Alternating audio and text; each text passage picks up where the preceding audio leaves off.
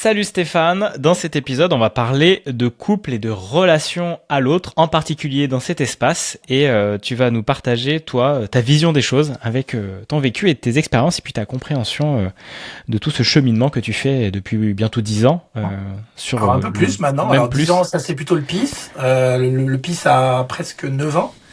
Moi, je navigue dans le milieu du bien-être depuis maintenant 16 à 17 ans à peu près. Génial. Donc tu as dû avoir plein de choses tu vas plein de choses à nous raconter. Tu as et tu vas nous développer bah voilà, qu'est-ce que ça t'inspire que la relation et le couple. Alors oui, la relation de couple, alors, c'est intéressant. Alors on peut dire que globalement, ce qu'on va se dire, ça concerne toutes les dimensions relationnelles. L'idée, c'est à chaque fois qu'on va avoir un sujet, c'est de se repositionner dans le contexte de nos 1 an et demi, 2 ans, où on va avoir une scission qui va se créer entre quelque chose, une conscience qui est complètement confondue avec tout ce qui apparaît, avec maman, avec papa, avec mes frères et sœurs.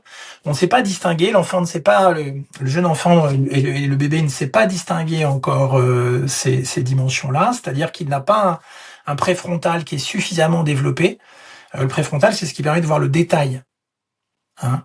Donc ce préfrontal n'est pas suffisamment et d'analyser, de voir des objets. Pour analyser, il faut voir des objets, il faut pouvoir identifier des formes. Hein. Il faut pouvoir les isoler, et c'est ce que fait la science, et après décortiquer ces relations avec d'autres formes, d'autres objets, etc. Ce cerveau-là n'est pas développé chez le bébé, hein, ça va arriver plus tard. Donc, il a une expérience qui est complètement confondue avec son environnement. C'est-à-dire que son environnement est en mouvement, ben, c'est comme s'il était lui-même en mouvement. D'ailleurs, on le voit bien, il porte tout à sa bouche. Hein, il porte tout à sa bouche parce que tout est lui. Hein, et il se le répète en permanence en portant les choses à sa bouche. Hein.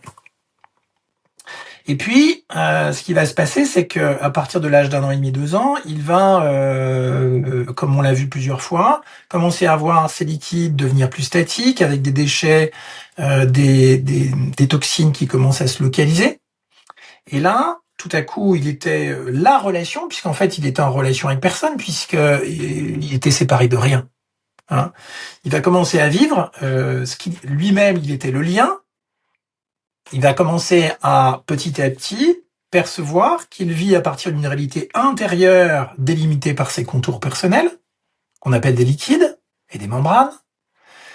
Et au-delà de ces contours personnels, il y aurait une soi-disant réalité extérieure. Avec papa, avec maman, avec ses frères et sœurs, ses petits camarades, tout le contexte éducatif, etc. Et là, qu'est-ce qui va se passer? C'est que dans un premier temps, en fait, il va apprendre à se constituer, à se construire sur la base des liquides des autres êtres humains. Bon, globalement, papa-maman. Hein. C'est-à-dire par un échange qui est électromagnétique et en même temps neurologique. Hein, je pense que vous avez lu de la littérature sur les neurones miroirs. Eh bien, on va commencer à apprendre en fait de notre environnement en imitant. C'est-à-dire que la structure de nos liquides, qui pour le moment n'a pas véritablement de construction, va commencer à se construire sur la base comme un Wi-Fi. Hein. C'est-à-dire que papa et maman ont une histoire de vie, ils ont une certaine structure au niveau de leurs liquides qui sont plus ou moins serrés, plus ou moins espacés, avec une variabilité cardiaque plus ou moins en fonction de cette construction liquidienne. Et il va se construire, eh bien, comme s'il l'absorbait en fait de champ à champ, hein, de transfert électromagnétique à transfert électromagnétique, comme un Wi-Fi. Il va en fait télécharger ces informations et il va se construire sur ces bases. Ça, c'est vraiment la construction de la relation avec les autres, puisqu'il va à la fois adopter cette structure et en même temps construire sa variabilité cardiaque sur la base c'est un mix de tout ça, finalement. Hein. Donc on sait qu'on apprend par imitation. Ensuite, on a une certaine variabilité cardiaque, plus ou moins, en fonction des situations, mais c'est vrai que l'enfant, pour l'instant, n'a pas vraiment une idée de son schéma corporel. Il en aura une idée beaucoup plus précise à partir de l'âge de 7 ans. Ça va se construire petit à petit. Et tout à coup, qu'est-ce qui se passe dans ce moment-là? C'est pour ça qu'on revient vraiment dans cette phase. C'est qu'il ne va plus percevoir la globalité, mais il va percevoir la vie en étant séparé. D'où toute la science qu'on a aujourd'hui, qui essaye de contrôler la vie. Parce qu'on est convaincu qu'en fait, le paradigme majeur aujourd'hui, c'est ce corps et ce cerveau, et que nous sommes ce corps et que nous sommes ce cerveau. Mais alors, quid de la conscience? Parce que on voit bien qu'en fait, on englobe toute et chaque situation. Donc, on voit bien que notre conscience est beaucoup plus grande que notre cerveau. Ou alors, ça voudrait dire que notre conscience s'arrête aux limites de ce corps. Et on ne vivrait qu'une réalité qu'on dit intérieure. Et même, elle ne serait pas intérieure, puisqu'il n'y aurait pas d'extérieur. Ok? Hein? Et là, qu'est-ce qui se passe? Dans un premier temps, l'enfant va vivre comme une globalité séparée en deux. Il est partout. D'ailleurs, il porte tout à sa bouche. Il est à la fois intérieur et extérieur. C'est pour ça qu'il imite ses parents, d'ailleurs. Hein, il va imiter ses parents parce que c'est lui. Donc il veut se retrouver. Il veut retrouver une espèce de continuité. C'est comme s'il n'était pas séparé de l'extérieur par un mur liquidien. Il veut retrouver comme une continuité, la continuité de Dieu qui est sa nature. La globalité, la totalité, l'éternité.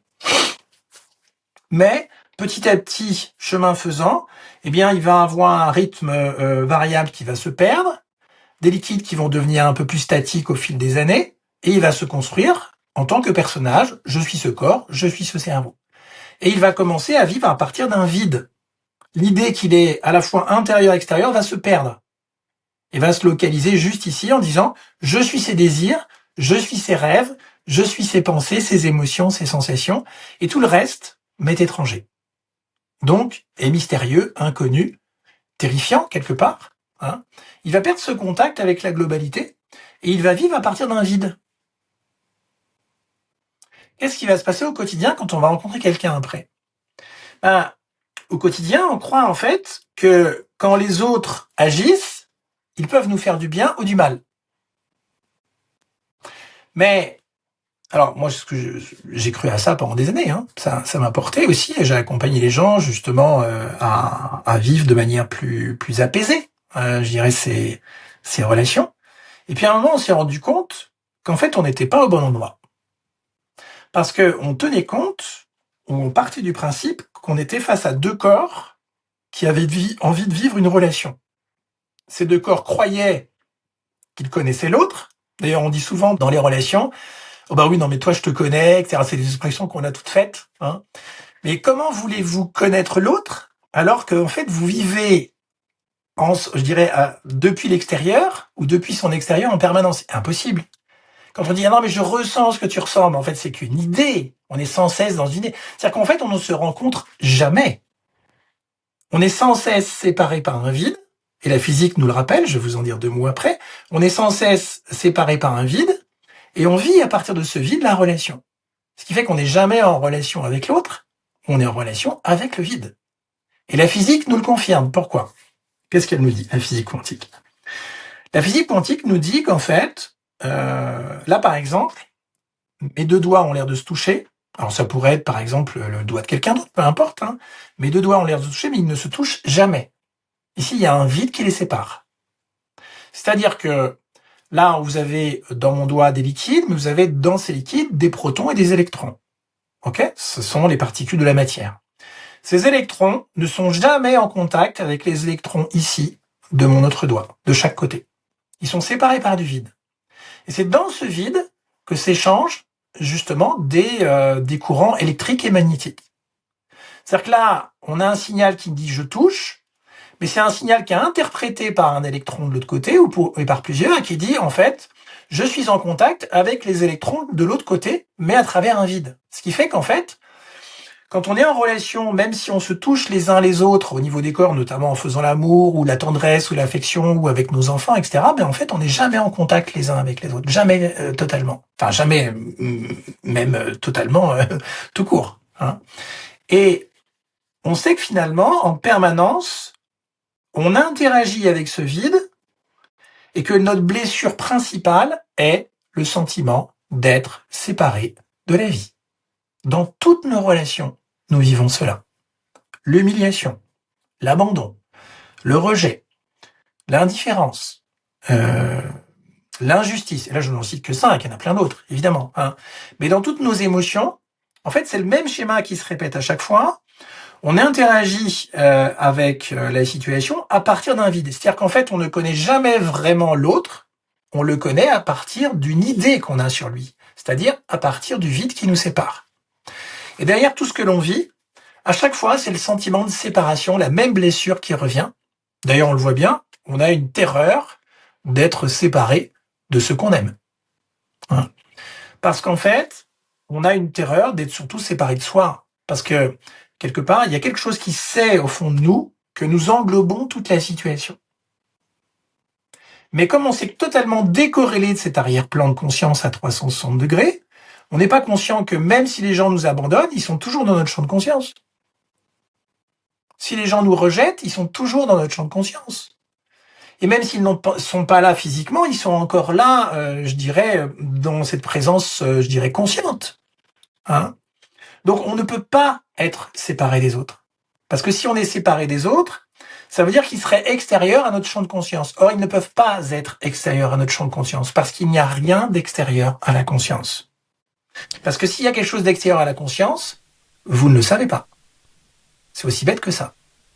Hein. Donc dans notre quotidien, en fait, on essaye de combler ce vide en permanence dans nos relations. Alors qu'est-ce qu'on demande ? On demande aux autres des comportements lambda pour remplir ce vide. On leur demande de faire ceci et cela, à nos enfants d'être sages, à notre compagnon d'être fiable, de nous soutenir, de nous écouter, etc. Mais à chaque fois, c'est la même mécanique qui est à l'œuvre et qui demande de remplir ce vide, qui est finalement un vide identitaire, parce que si vous étiez la totalité, que vous êtes coupé en deux, il y a une partie de vous qui vous semble, je dirais, maintenant étrangère, comme si elle vous manquait, et vous essayez de la retrouver, je dirais, inlassablement, en ayant le sentiment d'en être séparé inlassablement. Et donc, en fait, on vit ce vide en permanence, on ne vit jamais véritablement la relation. On n'est jamais en contact avec l'autre, on ne s'est jamais rencontré. Mais on est quand même l'autre, vu qu'on est dans un grand champ de conscience. Il n'y a pas le vide, finalement, on est aussi l'autre, donc on n'est finalement jamais quitté, jamais, on est toujours reliés, toujours ensemble. Exactement, ça c'est vraiment une grosse prise de conscience, c'est que à un moment on se décorrèle de ce personnage et on se rend compte que c'est une réalité une et unique. Hein, on voit ça dans toutes les sagesses non dualistes, on voit bien que c'est vraiment une seule et même réalité et que partant de là, en fait, les choses qui doivent se faire, elles peuvent se faire via vous ou tout votre environnement. Parce que c'est comme cela que ça se passe. Hein. Ou elles peuvent ne pas se faire, et si elles ne doivent pas se faire, elles ne se feront pas avec tout l'environnement en vous mettant dedans. Hein. C'est ça qui est intéressant. Donc on voit bien qu'au quotidien, en fait, on essaye de combler ce vide par tout type de comportement, de demande, d'exigence. On est un peu tyran vis-à-vis de l'extérieur, et qu'à chaque fois, ce qui va nous séparer, c'est justement ce sentiment de vide et de manque. Alors, comment on s'en rend compte ? Quelque chose de très simple. Alors c'est très simple, en même temps, ça demande des années. Hein. On a mis du temps à prendre conscience de cela, c'est un cheminement et c'est parfait. On s'est rendu compte, en fait, que dans une situation lambda, par exemple, si vous avez le sentiment de ne pas être suffisamment soutenu ou d'être peut-être abandonné parce que votre mari ne vous soutient pas dans les tâches ménagères ou dans l'autre sens, votre femme ne vous soutient pas dans votre activité parce que l'homme a besoin de briller, hein, on est comme ça, on est fait comme ça, puis la femme a d'autres besoins. Si vous fermez les yeux, vous voyez systématiquement un sentiment de séparation. Dans toutes les situations, vous le verrez. Un sentiment d'être séparé de l'extérieur. Et si vous restez en conscience avec ce sentiment de séparation, donc une espèce de frontière qui vous sépare, étonnamment, tout à coup, vous ressentez une grande paix. Une grande paix. C'est-à-dire que vous percevez que ce n'est pas le comportement de l'autre ou le vôtre, parce que parfois c'est dans l'autre sens, qui quelque part ne vous convient pas, mais que c'est dans chaque situation l'expérience qui n'est en général pas consciente de vivre à partir d'un vide ou d'une séparation la relation qui crée le mal-être. Et quand elle est regardée véritablement, parce que c'est vraiment au niveau de la structure même de la réalité qui est conçue comme ça en tant que personnage à partir de l'âge de 2 ans, quand on pointe dessus à partir de ce sentiment de vide et de séparation, bien on voit que toutes les situations sont vécues de la même façon. Tout à coup, le sentiment d'abandon devient très vivant. Le sentiment de rejet devient très vivant. La peur devient vivante. La frustration devient vivante. Le sentiment d'impuissance devient très vivant. Pourquoi ? Parce que tout à coup, on ne se sent plus séparé de la vie. C'est toujours l'histoire de la variabilité cardiaque, où à partir du moment où on bat en 1, tout à coup, on est décorrélé des situations et on ne peut pas vivre avec. On ne peut que les rejeter et y résister. Et c'est là qu'on revient effectivement à cette mécanique du cœur, parce que on voit que dans ces relations, ce qui va faire en sorte qu'on ne soit pas d'accord ou qu'on ait besoin d'avoir raison, c'est parce qu'on se sent justement séparé de l'extérieur. Regardez, est-ce que vous auriez encore besoin d'avoir raison si vous n'étiez plus séparé de l'extérieur ? La question est toute bête, mais elle contient sa réponse sans avoir besoin de la donner. Est-ce que vous avez besoin encore d'avoir raison si vous n'êtes plus séparé de l'extérieur ? Est-ce que vous avez besoin d'avoir peur de quelque chose si vous n'êtes plus, en fait, séparé de l'extérieur ? Est-ce que vous vous sentez encore abandonné de l'extérieur si vous n'en êtes plus séparé ? Vous voyez ce que je veux dire ? C'est qu'à chaque fois, la question est la même et la réponse est la même. On voit bien qu'on ne regarde pas au bon endroit et que plus on attend que l'extérieur change, moins on voit la réalité telle qu'elle est conçue vraiment, c'est-à-dire à partir d'une pseudo-séparation. On voit ce rêve dans le film Matrix, notamment, où à un moment, il se débranche. Je ne sais pas si vous avez vu cette scène. Il se débranche de la matrice et il vit l'amour avec sa compagne de l'autre côté. Alors, c'est juste qu'il y a un petit bémol à ce film parce que il recrée finalement des situations qui ressemblent à ce qui se vit dans la matrice, hors de la matrice, qui fait qu'on se rend compte qu'ils sont dans des matrices, qui sont dans des matrices, qui sont dans des matrices, qui sont dans des matrices, etc., et que c'est infini. Ce qui pose la question de finalement ce que l'on vit dans notre quotidien, qui est un rêve, qui lui-même nous dit que nous vivons un rêve la nuit, et on se rend compte qu'on vit un rêve quand on passe de l'autre côté, qu'on vit par exemple une expérience de mort imminente et qu'on revient, on se rend compte qu'on vivait un rêve. Donc on vit dans des rêves qui sont dans des rêves, qui sont dans des rêves, qui sont dans des rêves, et il est probable que même lorsqu'on passe de l'autre côté en expérience de mort imminente, on soit encore dans un rêve qui serait lui-même dans un autre rêve.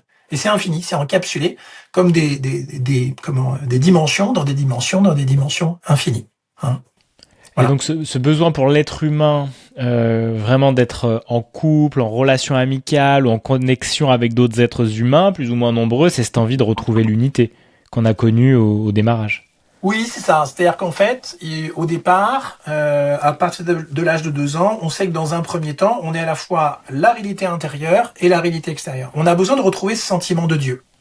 Ce qui fait que avoir besoin que l'autre change ou d'avoir raison, eh bien, c'est uniquement piloté par ce besoin de vivre une continuité de la réalité. C'est-à-dire que ce que vous vivez à l'intérieur se retrouve à l'extérieur, ce qui notamment a donné la loi d'attraction. C'est-à-dire que on veut que l'extérieur corresponde à ce qu'on a à l'intérieur. Mais ce qui est étonnant, c'est qu'on s'est jamais posé la question, mais est-ce que ça pourrait pas être l'inverse ? La loi d'attraction, ça pourrait très bien être l'inverse. C'est-à-dire que l'intérieur se mette au diapason de l'extérieur. À aucun moment on ne s'est posé la question. C'est intéressant. C'est clair. Et qu'on a une continuité dans quelque chose qui me paraît beaucoup plus simple, qui est que la vie, vous avez remarqué, aura toujours le dernier mot. Alors autant que l'intérieur corresponde à l'extérieur. Vous voyez ce que je veux dire ? C'est quand même beaucoup plus simple au quotidien, quoi. Je trouve que le paradigme, il joue vraiment là. Et moi, ça m'avait vraiment éclairé la phrase de Frank Lobvay qui disait que la matière ne ment pas.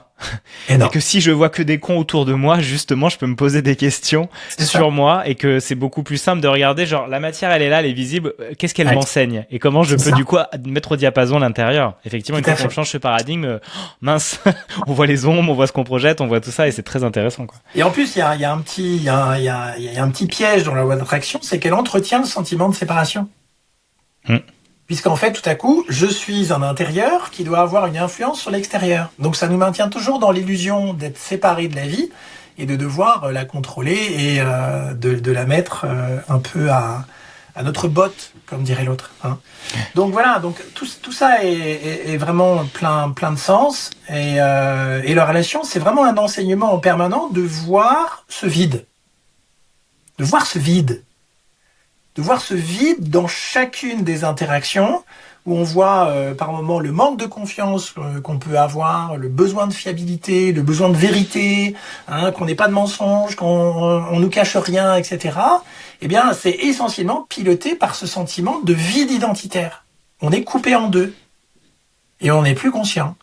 Et on veut absolument que l'extérieur nous rappelle ce que nous étions. Nous étions la totalité. C'est pour ça que le couple est l'enseignement et l'espace d'enseignement le plus puissant, je trouve. Et j'aimais bien Bert Hellinger qui parlait de ça. C'était le créateur des constellations familiales. Il disait en gros que voilà, toutes ces personnes qui peuvent aller méditer, partir, s'isoler, ne sont pas aussi enseignées que de vivre avec une famille, 3 enfants et les challenges de la vie au quotidien sur la terre. Revenir à la terre, il en parle beaucoup. Que effectivement, c'est facile. Même Bouddha est parti à laisser ses enfants et sa femme pour les enseignements. Effectivement, c'est dans cette vraie vie, cette vraie matière, en tout cas où il y a de la relation et les apprentissages. Et en même temps, laisser sa famille, c'est aussi un enseignement. Hein, mais bon, une fois qu'il est passé, c'est vrai qu'on apprend. Je sais pas, c'est difficile. Chacun le vit à sa façon. Hein, mais peut-être que c'est plus facile après. Je n'en sais rien. Mais c'est vrai que quand on regarde les grands sages, en général, ils étaient célibataires. Souvent. Hein, souvent. Bon, on peut pas en faire une généralité, c'est pas vrai. Mais c'était souvent le cas. Et puis c'était des chemins qui, justement, des personnes dédiées à ces apprentissages qu'ils ont fait pour le reste de l'humanité. Le service, chacun est au service de toute façon d'une manière ou d'une autre dans ce champ. Génial. Voilà. Merci beaucoup Stéphane. Est-ce que tu as envie de terminer sur quelque chose pour les personnes qui nous suivent, qui nous ont suivis jusqu'à la fin de cette vidéo sur la relation à la couple? Oui, on peut dire que globalement, pour tout ce qui est d'ordre relationnel, on est en train de vivre un grand saut actuellement, qui est de passer d'un champ de conscience, on va dire d'esprit masculin, qui a besoin de contrôler l'extérieur. Donc ça passe par agir, l'action. Hein, savoir, pouvoir, avoir du pouvoir sur, contrôler, etc. Hein, alors c'est assez réussir, j'oubliais réussir quand même. Hein, voilà. Tous ces paradigmes sont en train de s'effondrer les uns après les autres, parce que c'est un seul paradigme qui est qu'en fait on doit mettre la vie extérieure au diapason de notre vie intérieure. Hein. Donc ça c'est en train de s'effondrer petit à petit. Et petit à petit, on a un mouvement, un champ de conscience global. D'ailleurs, les femmes se sont mises au diapason de cela, hein, parce qu'on pourrait croire que ça n'est que masculin au sens de l'homme. Je parle bien de masculin, je parle pas d'homme. Hein. Les femmes ont adopté les valeurs masculines. Le féminisme, c'est un mouvement masculin. Il a adopté les mêmes armes que le masculin, le combat. On n'a pas de féminin dans notre société. C'est vraiment à l'état embryonnaire aujourd'hui. Hein. Bon, à part peut-être dans la maternité qu'on peut voir, hein, chez les mères, où c'est quand même assez présent. Donc on est en train de passer à un champ de conscience, d'esprit féminin, et là, tout est à construire, clairement. Hein, on ne sait pas dans quel monde on va. Ça ne veut pas dire qu'il sera mieux, mais qu'on va apprendre différemment. Et ce monde-là, en fait, notamment dans le monde thérapeutique, il est porté par des approches qui vont plutôt dans l'accompagnement de la réalité. C'est-à-dire d'apprendre à vivre avec les choses, plutôt que d'essayer de les changer, de les combattre. Hein. Réussir, c'est essayer de mettre au diapason quelque chose qui semble être en décalage avec ce que nous voulons et de vouloir le mettre à notre botte. C'est ça, réussir aujourd'hui. C'est de faire en sorte que l'extérieur corresponde à l'intérieur et d'avoir une continuité de Dieu. Mais on peut très bien avoir la même continuité de Dieu si on regarde ce que la vie nous enseigne à l'extérieur, on se dit « Ah, ok, alors là, j'ai quelque chose à apprendre, donc je vais apprendre à vivre avec ça, à aimer ça. » Et puis, tout à coup, vous avez la même continuité de Dieu, mais c'est beaucoup plus doux. Et c'est moins épuisant. Hein. Exactement. Voilà. Merci Stéphane. Et sur ce chemin, n'hésitez pas à plonger dans les vidéos de la chaîne Peace, et puis également sur les partages, et puis les propositions que vous faites, et tout est dans la description et dans la bio. Merci, et puis à bientôt pour une prochaine vidéo. Merci à vous. Merci Julien.